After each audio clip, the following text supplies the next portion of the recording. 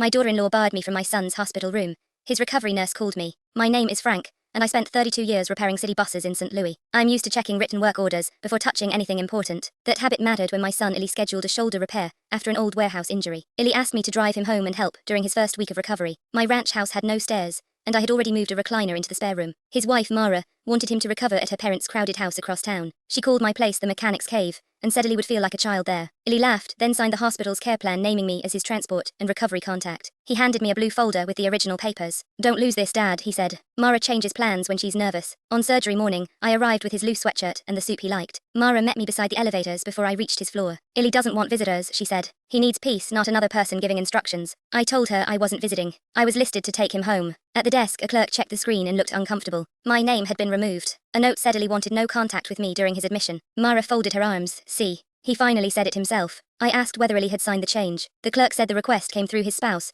after he entered the procedure area. Security didn't treat me badly, but they still walked me back to the lobby. I sat in the parking garage with the blue folder on my knees. For 2 hours, I wondered whether my son had truly changed his mind without telling me. Then my phone rang from the hospital. A recovery nurse named Anna asked, "Are you Frank?" "Illy is awake and keeps asking where you are." I told her exactly what happened. Anna checked his paper chart while I stayed on the line. The signed care plan named me twice. Illy had also confirmed my name during his intake that morning. Anna contacted the patient advocate, who compared the timestamps. Mara requested the restriction, 17 minutes after Illy was taken downstairs. There was no signature, recorded approval, or note from Illy supporting it. The advocate restored my access and met me at the elevator. When I entered recovery, Illy looked pale and tired but completely alert. "Why did you leave?" he asked. Mara answered before I could. "Your dad was upsetting the staff." Anna calmly placed the blue care plan beside Illy's bed. He read the visitor note on the advocate's tablet, then looked at Mara. "I never asked for that," he said. Mara started explaining that she wanted one quiet day before everyone took over. Illy asked her to go home and give him that quiet. The hospital corrected the record and documented how the restriction had been added. I drove Illy to my house that evening, exactly as his signed plan required. Mara told our relatives I had pressured the hospital into choosing me. Illy replied once in the family chat with a photograph of the care plan. Nobody asked me for a second version. During his recovery, I made soup,